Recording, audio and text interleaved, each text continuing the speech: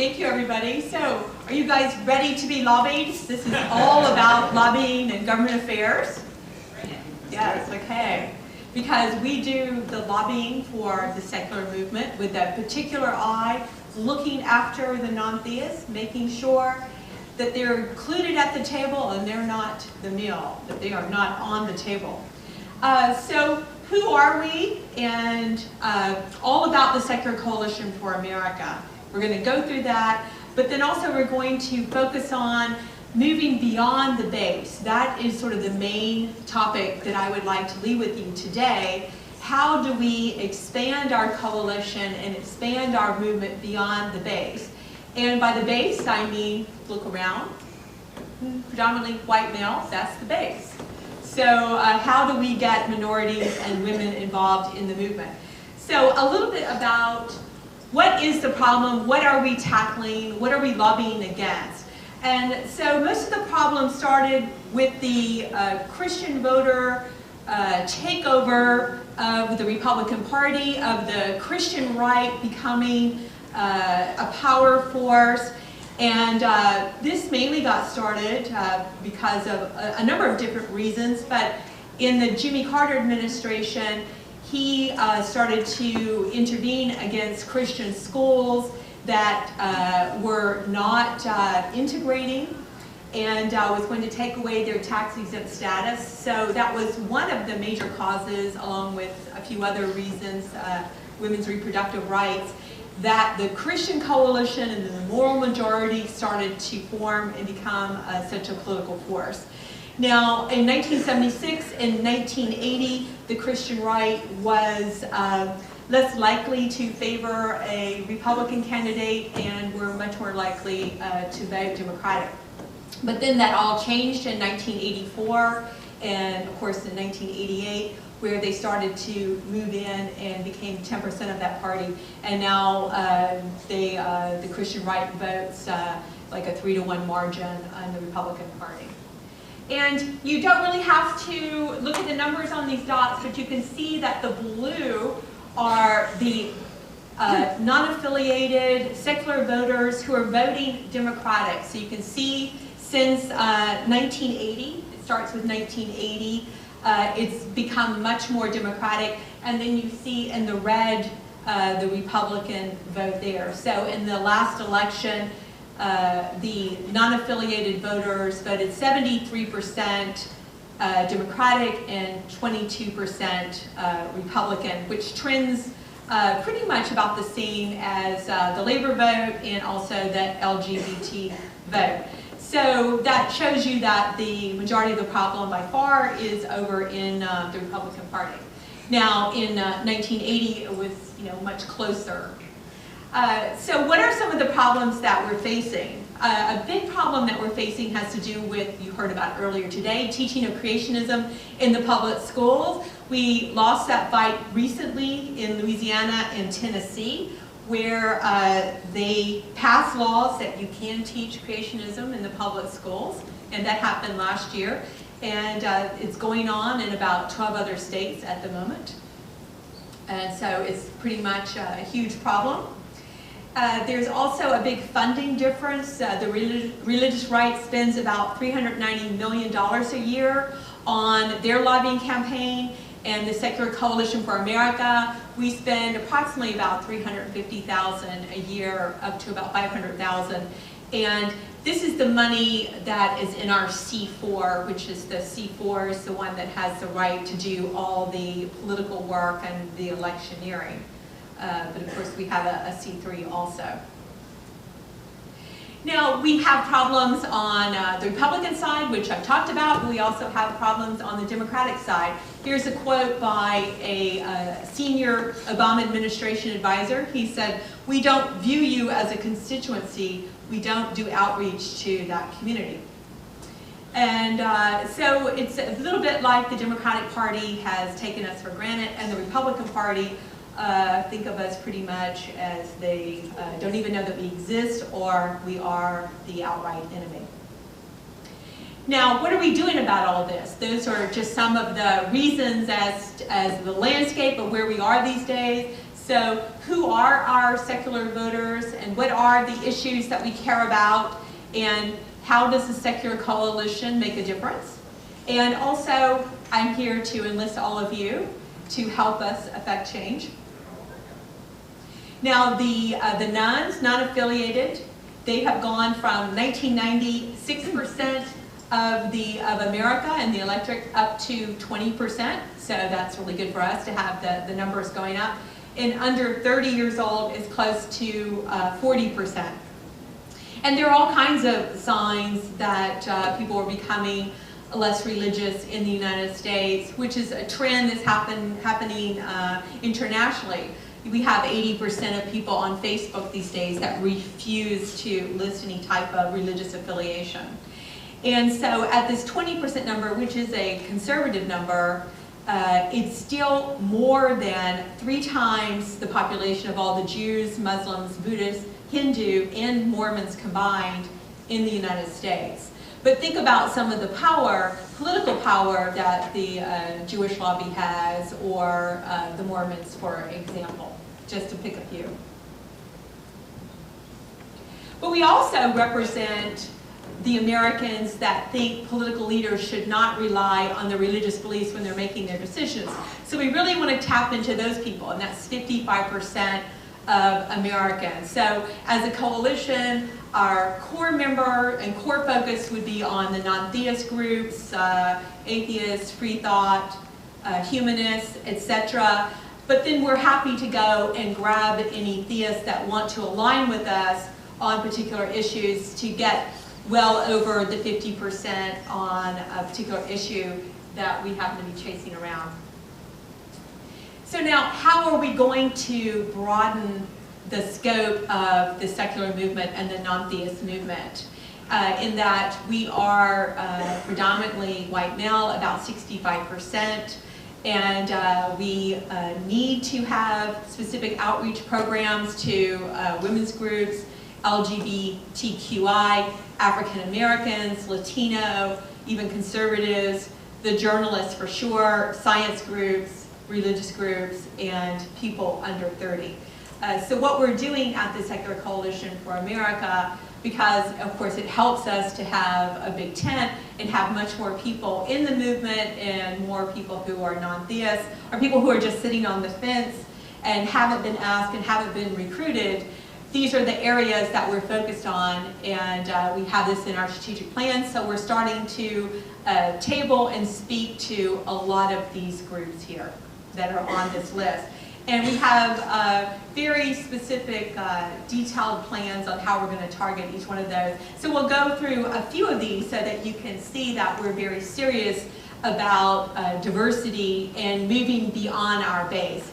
So women are quite substantially underrepresented in the movement, and you're probably wondering, well, why is this the case here? So if you see those dots there, the heavy blue dot in the top is the male, and then women in the bottom is what we have there. And so it's the percentage of women versus men, and then these are a number of questions about your participation in religion and your participation in belief of God and things like that. So far fewer women identify as atheist, agnostic, or even unaffiliated. And there's generally a reason for that. So 64% are male and only 36% are female, and this is the case in the United States. So of the general population, 23% of men and 17% of women describe themselves as religiously unaffiliated. So why are women more religious than men? So basically you'll see that there are 2 main reasons why women are attracted to religion more so than their male counterparts. So atheism appeals to people in science where women are underrepresented. We all know about that. If you pick up any newspaper in America, a couple of times every week there will be articles talking about women being underrepresented in science and in math. And then the other major reason is that churches provide support structure for women and for children.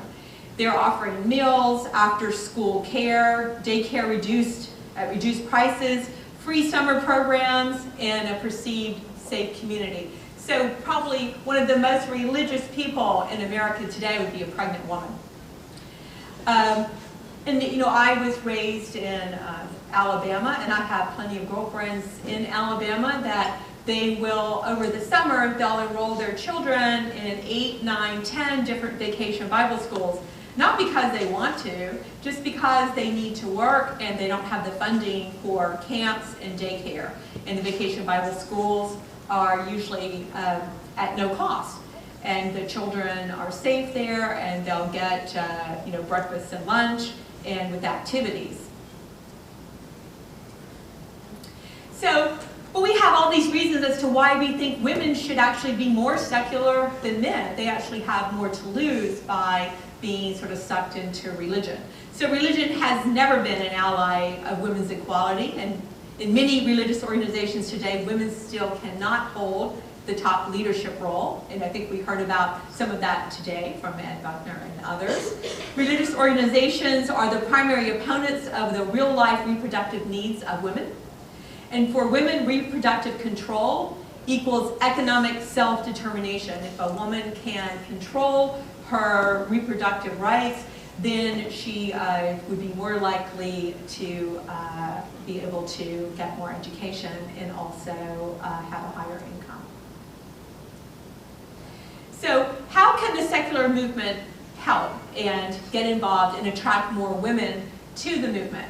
So in order for women to participate, they need some of the most basic needs addressed first. So for many women, this revolves around family obligations. So we need to create a culture that addresses women's most basic needs. So a secular alternative plan, this isn't anything new. Many of the groups and many of the leaders that are in the room are already starting to act in this area. We need to provide secular daycare options. We need to align the movement with groups offering after-school activities that are more like science clubs and book clubs and sports, and not like the Good News Club. We've all heard about that. And so this will help stop the indoctrination of children into religion. And also we can align with allied groups. These are just a list of groups that are women's groups, everything from NOW, Planned Parenthood, Feminist Majority Foundation, Republicans for Choice, Girl Scouts of America, Junior League, League of Women Voters, Younger Women's Task Force, Big Sisters, Secular Women, NAREL, Independent Women's Forum, Association for Women in Science, American Association of University Women, National Council of Women's Organization, and Older Women's Leagues. So we've identified these groups, these women's groups, as targets for the secular movement to go out, go to their conferences, speak at those groups, do tabling there, get very involved in them, and we've been on a fundraising campaign so that Secular Coalition for America and other groups can actually participate. We've already started. We were at a recent NOW meeting. We were on the agenda, we spoke, we had a table, we had a very good reception. So we're not just going to sit back and wait for more women to come in the movement. We're going to go out and grab them and bring them in. Now, we have a very good track record on women's issues at the Secular Coalition for America, which includes all the major groups in the non-theist community. So in the past and currently, we fight legislation that create religious exemptions for issues that directly affect women, such as the HHS contraception mandate. And we're constantly fighting the faith-based hiring discrimination, women being barred from specific jobs. There's the faith-based office at the White House that passes out billions of dollars to religious charities, and then when they get the money, they have the right to discriminate on hiring.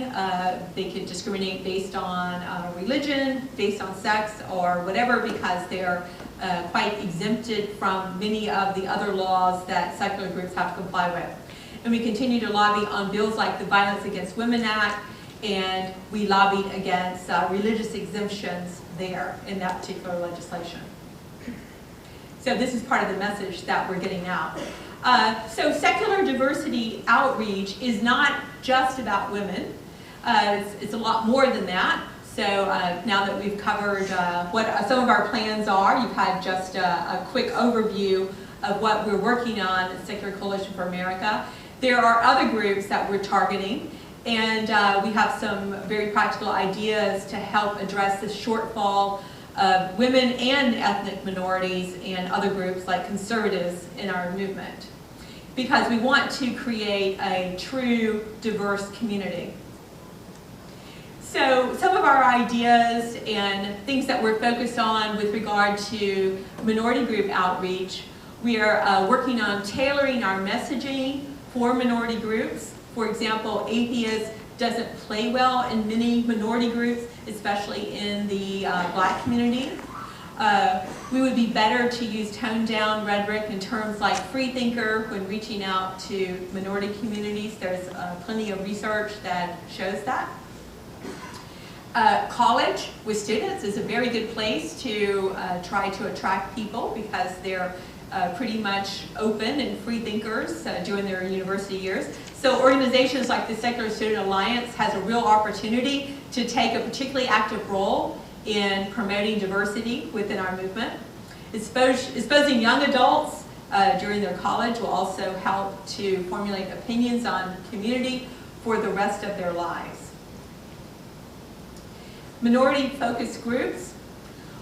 So we can work as a movement to support race-focused organizations. That's something that we're doing at the Secular Coalition for America. We just recently changed our bylaws so that we can add new members. And of course, we are very interested in targeting minority and women groups and getting them a seat at the table, at the national table.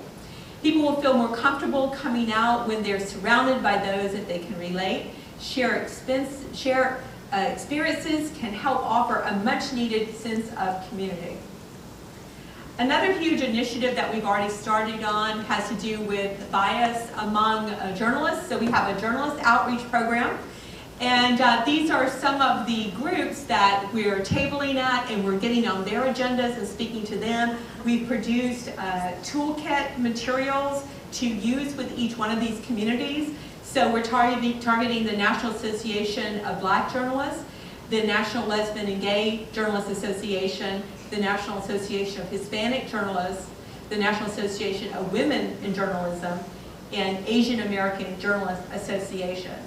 So we have put together a program. We raised specific money so that we can have a presence at each one of these conventions over the next year and get on the agenda and work to educate journalists who are women and minority journalists, and many of them are writing the newsletters and newspapers and publications that minorities and women are reading. And we have seen, a lot of bias among journalists against secularism and against atheism. So it certainly helps to educate them. So our outreach continues. These are a few other groups that we're focused on. We can't do all overnight, and so they're on our wish list, but they're a little bit further down the list. So by doing outreach to more diverse communities, the SCA can attract, engage, and cultivate relationships that will benefit the whole secular community. So we're really focused on science groups. Of course, we do very well with science groups, but plenty of them are not aware of us, and some of their members are not involved.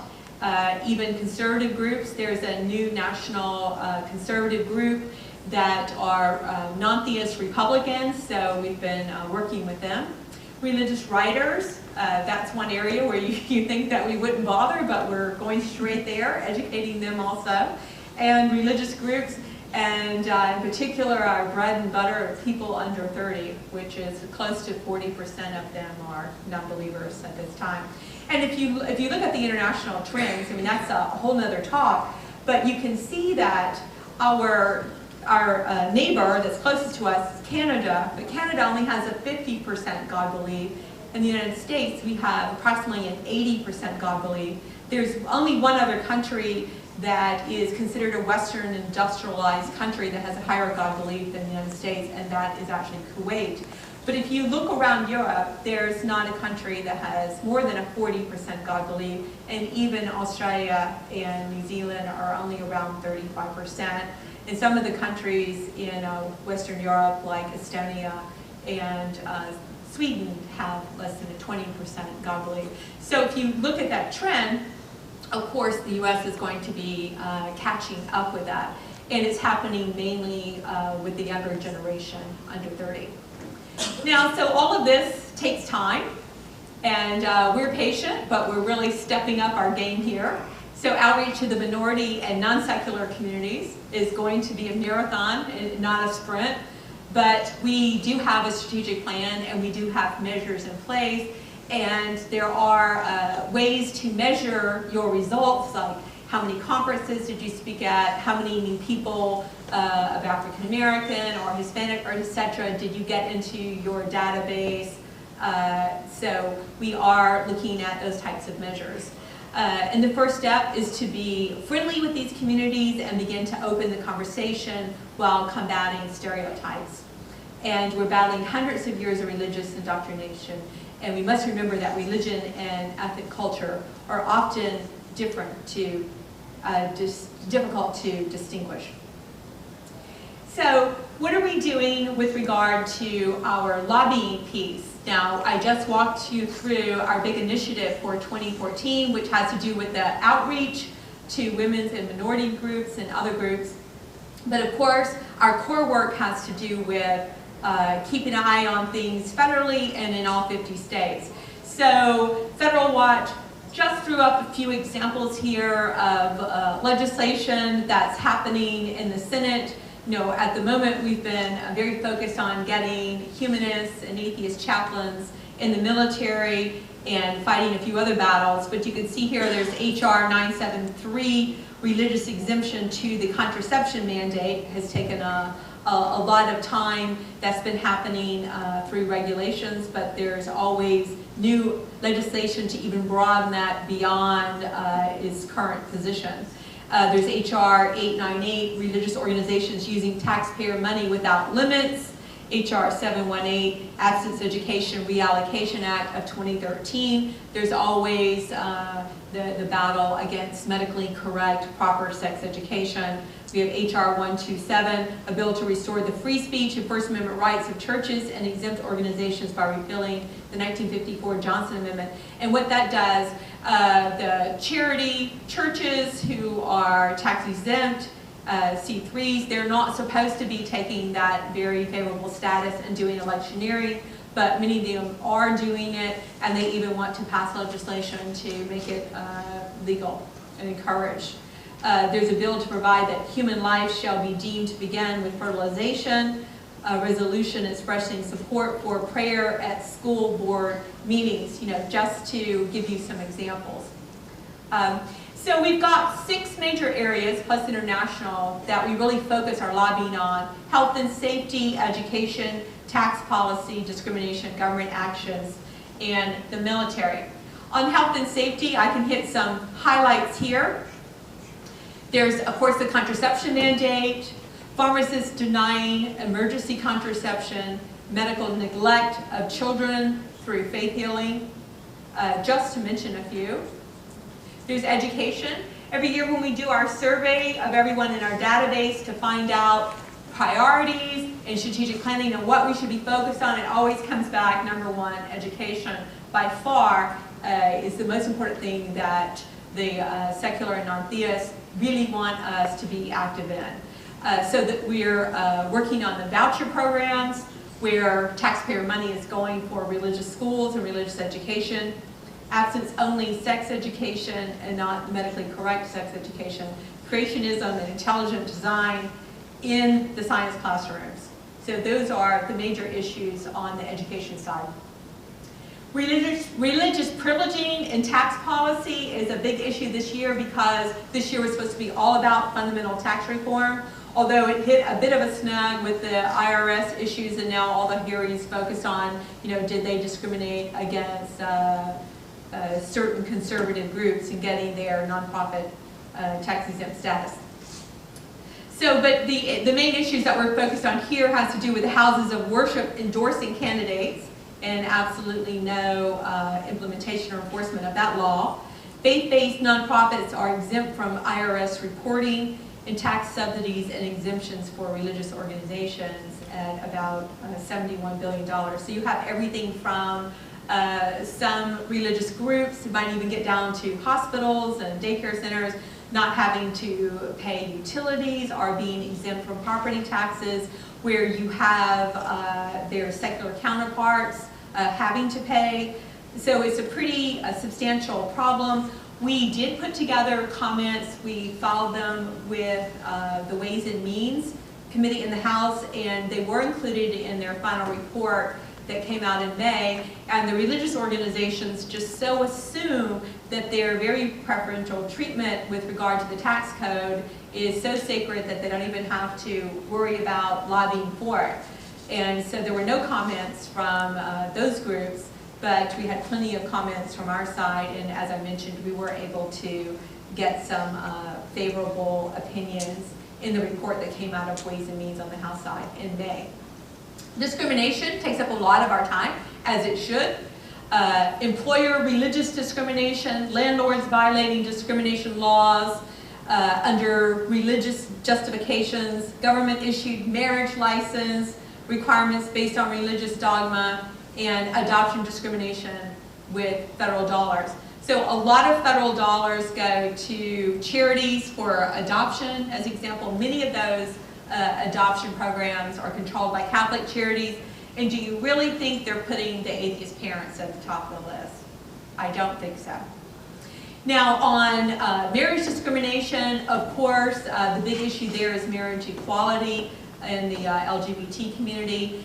And so we're constantly doing battle on that state to state, and we've had some, some recent successes with the Supreme Court. And so when we're up against the opponents and they're saying, well, it's traditional marriage, that's what we're for, and we'll say, well, what? You can see there was a time when whites only were allowed to get married, and blacks with permission of their slave owner. There was many decades when whites were chattel and property, and wives could not own property. There was a time when interracial couples were not allowed to get married. And so it's basically we're just have a forward march of humanity here, and we're trying to update it. And when the traditional marriage doesn't work in the United States, then they go to the Bible, and you don't want to start that with us because there's all kinds of bizarre marriages going on in the Bible there, so they can't really use that. It's what they think is right. Basically, it's just moralizing. So I mentioned that we're updating our structure so that we can bring in more members. So that's what this particular slide is about here. We're looking for national voting members and even non-voting members, and we have made those changes. We made them in June. At the moment, we have 11 national organizations, of which this one is one, but we would like to see that number get up to 20 rather quickly, and we're particularly interested in minority and women's groups and getting them a seat at the table. These are the groups that are current members, so you can see it's actually quite diverse, but I'm sure you can all sit here and think of about 10 other groups that should definitely be recruited and be involved in the coalition, the national coalition, because with the coalition, the more broad and more diverse and more strong and larger it is, the better it's going to be for us. Now we do have every Thursday, it's considered the best 30 minutes in the non-theist movement every week, Thursday at noon from 12 to 12:30, but not in August, so we didn't have the call this past Thursday, but starting right after Labor Day, we have a call that we use to unify the movement and facilitate the coordination within the movement. So basically, we're just operating as facilitators, but all the groups are calling in. Many groups have their weekly report that they give. Everything from the Center for Inquiries giving a report on all things international, Freedom from Religion Foundation, American Humanist Association are giving us a report on all things litigation, Secular Student Alliance is giving us a quick report on what the students are up to. We're doing how we're faring in the news. We also cover secular events, what the state chapters are up to, what's happening legislatively in the states, and we have professors coming on giving us reports on, I think my mic just went out. Doesn't sound like it just went out. Yeah, it did.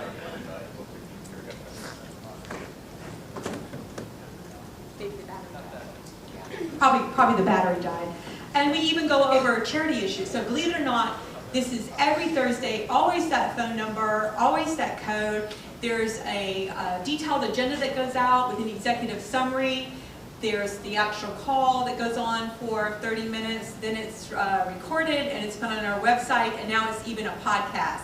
So there's lots of testimony around the country that this is the best 30 minutes in the secular movement every week. And so it's mainly designed for leaders to come together so that we can show progress and success and make a plan for the upcoming few weeks.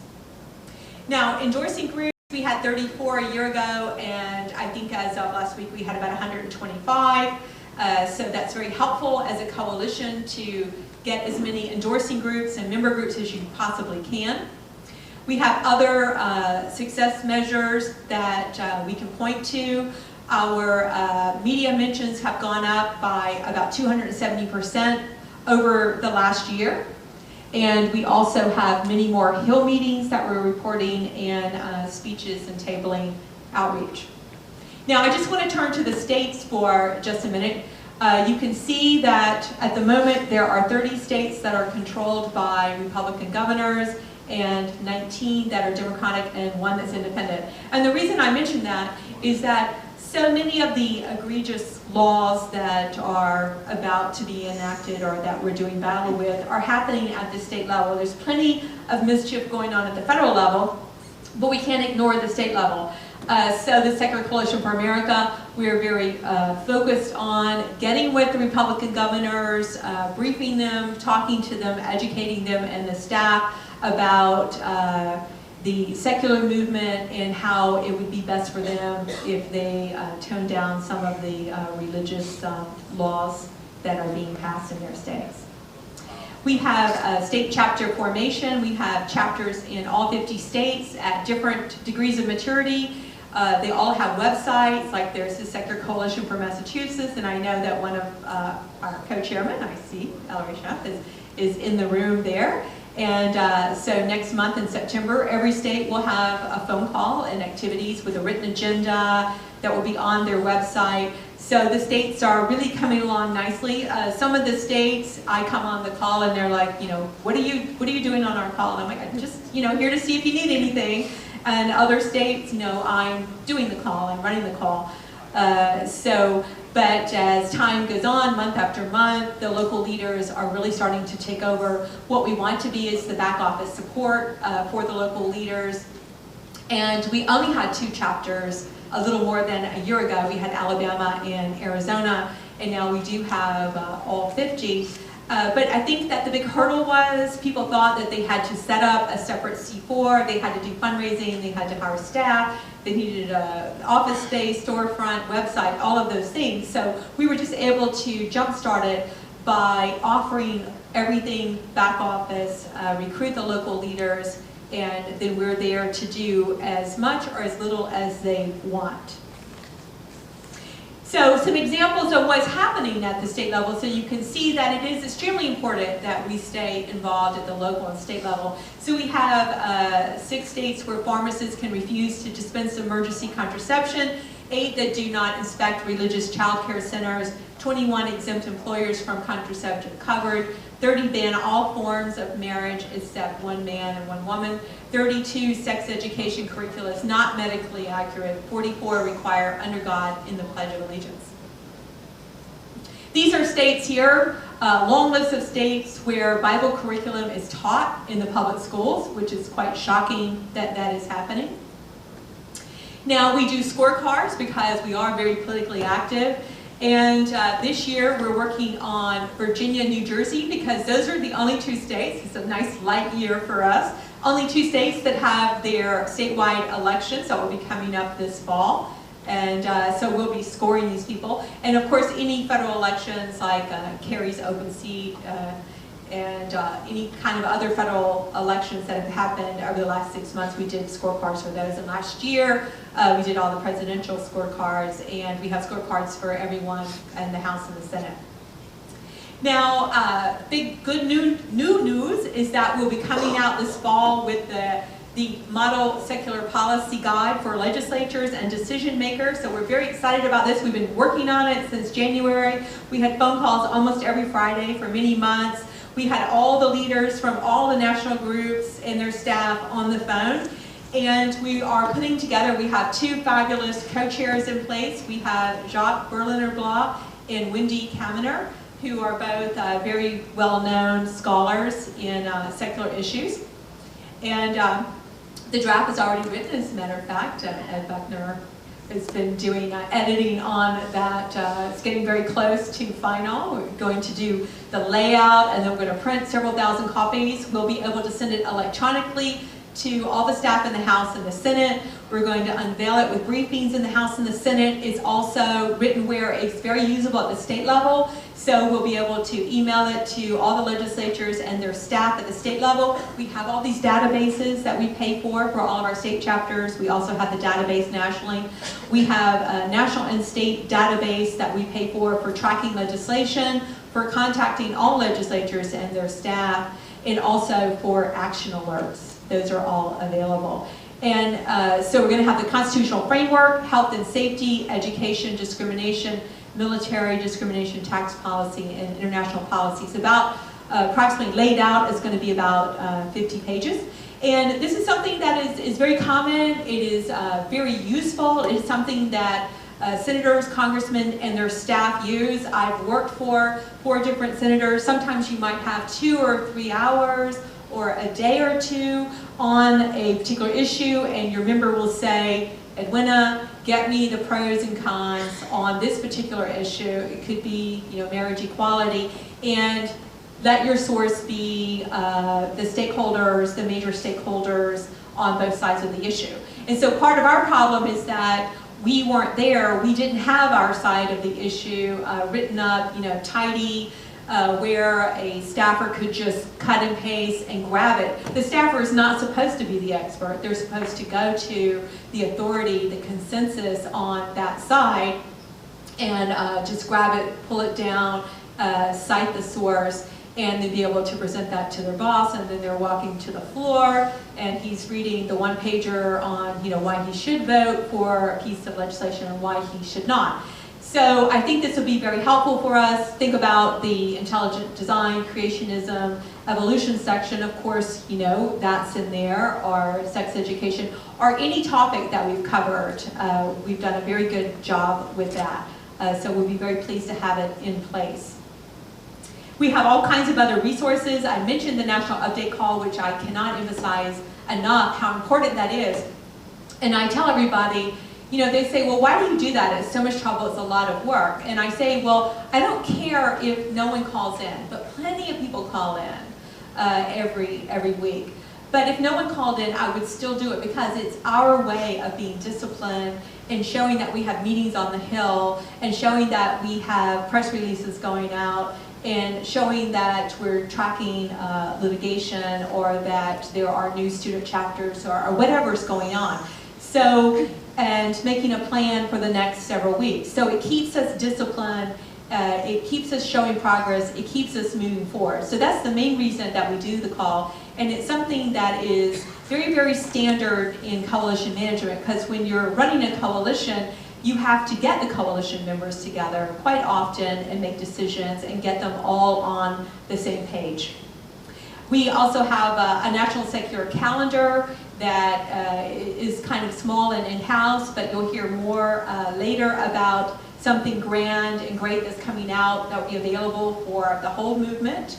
And fortunately, we're involved in that. We have legislative tracker resources that we use that are actually quite expensive nationally and for all 50 states. I mentioned we do the scorecards. We have action alerts if there's a piece of legislation or something that might be regulatory in a particular state or nationally, we can get to everybody in our database quickly and ask them to do a letter or whatever by just pushing a few buttons.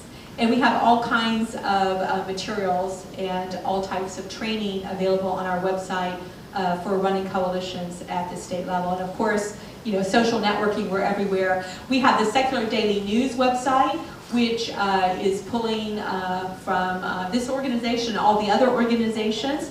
We do clips that we send out, the top 7 to 10 articles that secular leaders should know about. You can just go to our website and sign up. Your preferences, you can get that national call agenda, you can get your state call agenda for your state call every month, you can get the daily clips, or you can just get a weekly wrap-up. So you can get as much or as little that you would like. So we're really trying to make a difference, and what can you do? I would very much encourage you to vote and hold your local politicians accountable. The more people who are involved in the political process, the much better off it is for us. I thought that we would have lots of boots on the ground and troops at the Democratic Convention, but we really didn't have that many people there, just a few people that we could reach out to that were looking out for our interests. And we had even fewer people at the Republican Convention. So I really want to encourage and stress everybody to be more politically active. That's going to help us in the long run. And get involved in your state chapter. So remember, the state chapter is just made up of all the groups in the state. And stand up and be heard and be a fearless secular warrior. And of course, we'd love to get you involved in the coalition and at the national level too, and donate and become a participant.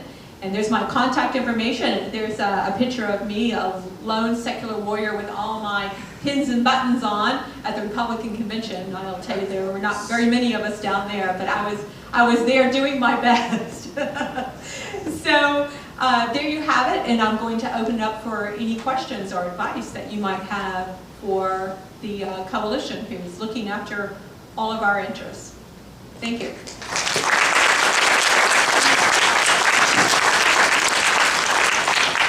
Yes, Johnny.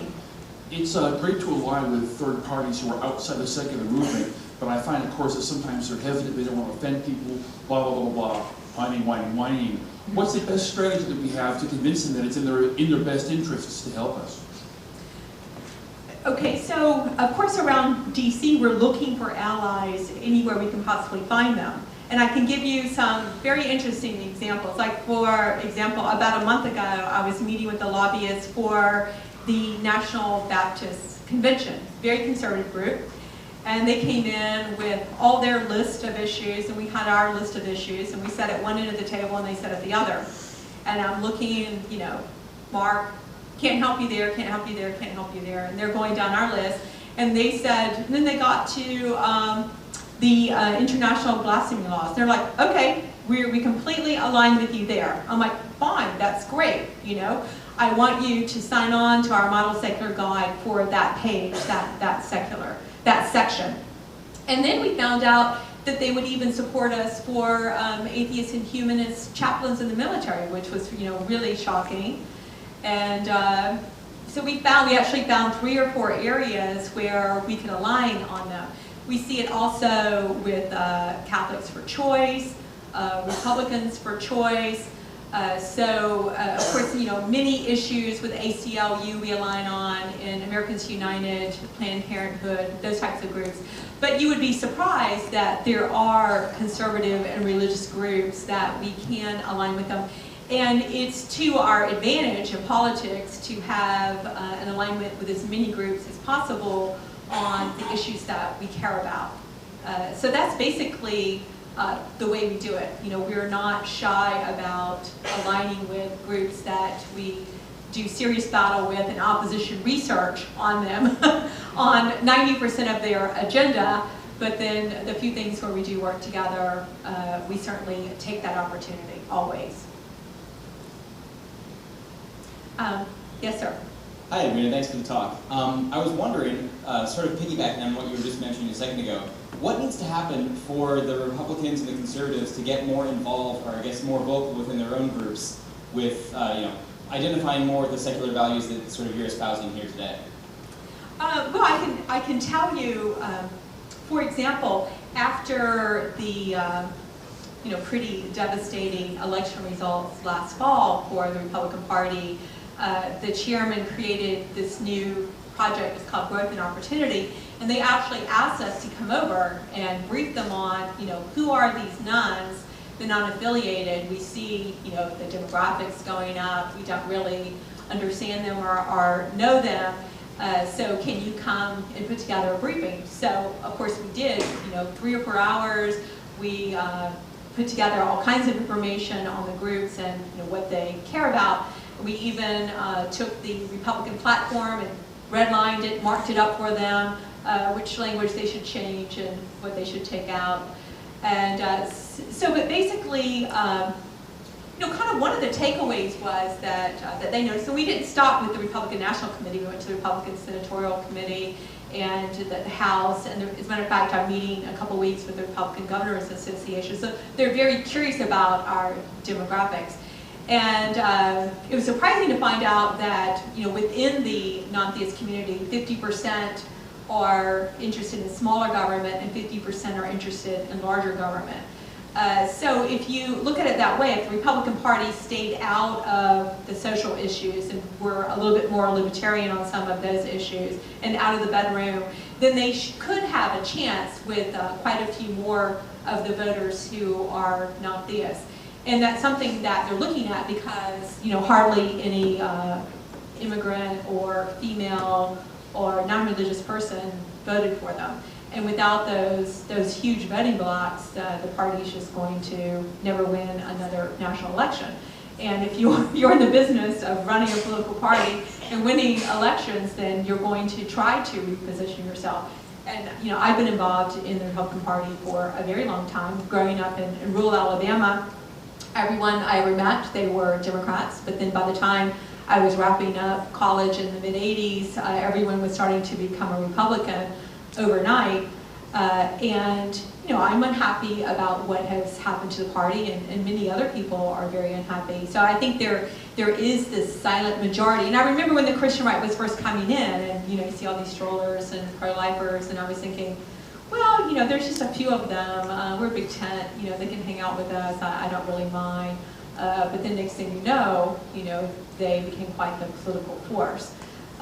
So I would just strongly recommend that people who are Republican leaning, that they speak out. It certainly helps for local Republican parties to know that there are non-theists in their movement, and that they have to pretty much change their ways. Anytime someone in the House or the Senate, whether a Republican or in the Democratic Party, when they send out a very religious message to all their constituents, we go right in there, we bring it in there, we mark it up, we explain to them how they alienated a lot of people in their particular district and in their state, and we have state-by-state numbers. And there are a lot of states in the United States, there are like 8 or 9, that have close to 50% or higher than 50% non-religious people in their state, like Washington, Oregon, New Hampshire, Vermont. And then there are states like Mississippi where it's like 14% non-religious. In Alabama, where I'm from, it's 16%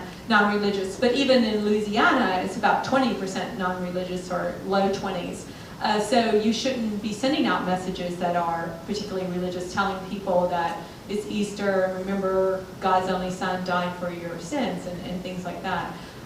So we're certainly trying to educate them. And then why are we doing it? Because most of the problem is over in the Republican Party. So we can't just ignore them. We go over there and we try to fix it, and we show them the numbers. And many of them are, kind of shocked and surprised, and they'll say things like, I didn't even know this whole demographic was out there, or, what is a humanist? I don't really know. And then many of the staffers are quite younger, so they do know, and then they're trying to educate their boss, which is many times older. So there's a lot of work to do there on the Republican side. And then why are we doing it? Why don't we just ignore them? Because it's better for us as a movement to be valuable and be in play. We don't want the Democratic Party to just take us for granted and the Republican Party to ignore us. We want to be something that is very valuable and desirable, and having both parties coming to us and compete for us. As a matter of fact, last summer we were having briefings, and we had the National Coalition Manager for the Romney campaign come on our calls for our donors and supporters and brief them on that campaign. We were able to ask them questions. We had the Obama campaign come on, and then we heard from the Greens and we heard from the Libertarians.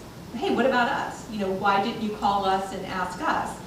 So it was very good that they sought us out, and said that they wanted to be scored also, and they wanted to brief our people also. So I hope that answered your question. It was a little bit long, but those are some of the things that we're doing, and that would be our advice there. Yes? Wait, we're going to take one more quick question. Okay. And over here, we've already picked our first. Yes. So with the gutting of the Voting Rights Act, this is probably more of an issue with my organization. We're looking to help voters register to vote. Is that something that your organization would assist with, or that's my question? Okay, that's a very good question.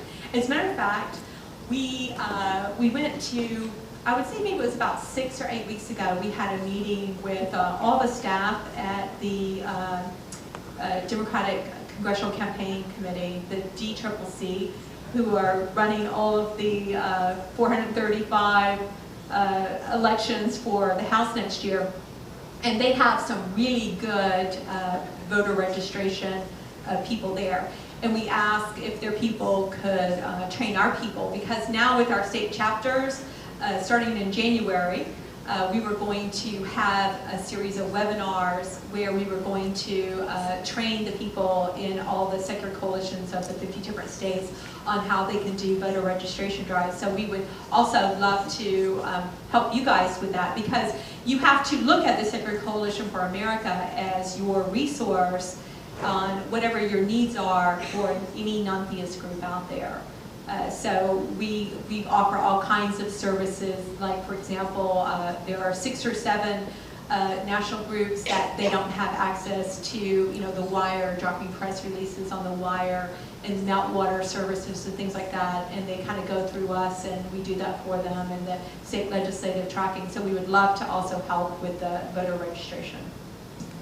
That's our job, is to help all the groups come together. Okay, so that was the last question, I'm told? That was the last. Okay, great. Thank you very much.